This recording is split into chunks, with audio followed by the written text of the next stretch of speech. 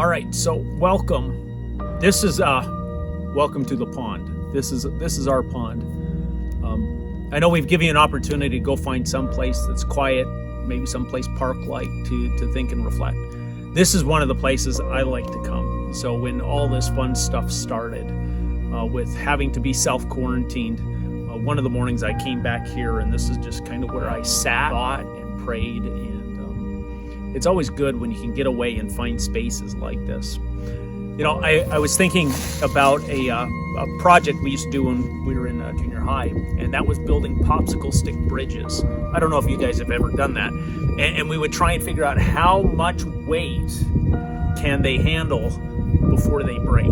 How much can they handle? And so we would put these popsicle sticks things together, and then we just pack weight upon weight upon weight. And sometimes if it wasn't properly built, the thing would just collapse on their first or second weight. But we'd get to the place where some bridges were so robust and sturdy that they could not only handle all the weight, but then people would stand on top of them and they'd be able to hold them too. And I think it gives us an idea to think about, you know, how much weight can we handle before we break? And as we think about this spot, as we think about this part of the story, as we reflect on Jesus' time in Gethsemane, I want us to realize again that prayer empowers us to withstand the pressing.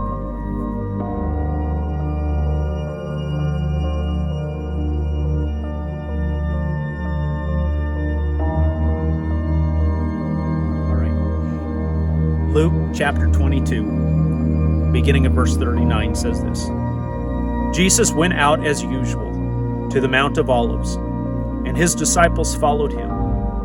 On reaching the place, he said to them, "Pray that you will not fall into temptation." He withdrew about a stone's throw beyond them, knelt down, and prayed.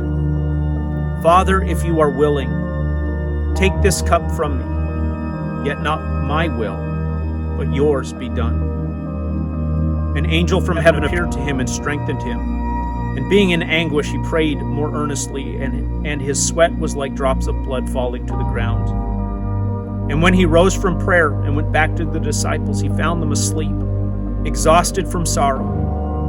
"Why are you sleeping?" he asked them. "Get up and pray, so that you will not fall into temptation." So as we read that, it tells us, I love how it begins, Jesus went out as usual to the Mount of Olives. I like that. He went out as usual. It was a familiar place to process and prepare himself for what it was he was going to go through. We know from the other Gospels this place is called Gethsemane. It means the place of pressing.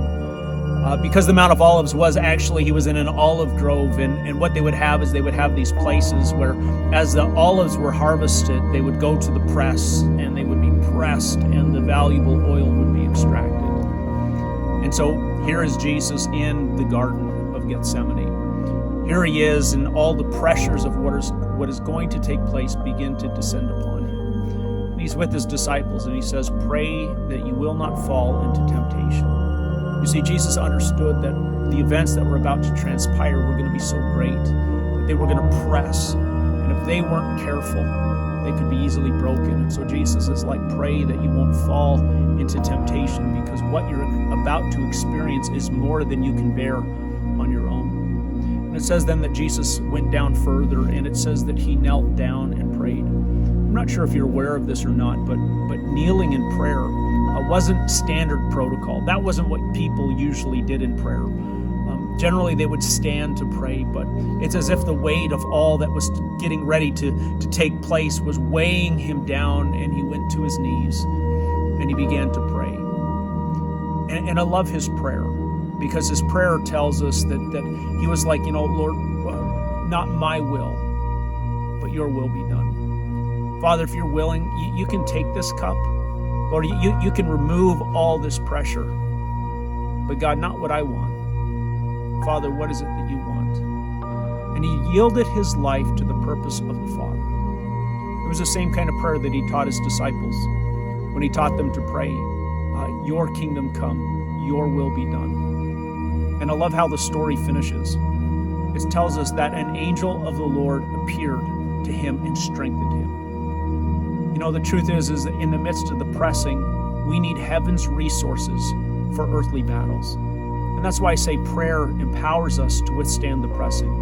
And as we think about Jesus in this place, in this garden, may we be reminded that God also meets us in our times of pressing and that he meets us. And I want to encourage you, even as you've stopped at this place, to take a walk. Find a quiet place to sit down and find strength for the journey that's ahead. If you have burdens, turn them over to God and allow Christ's example of prayer to encourage you and strengthen you today.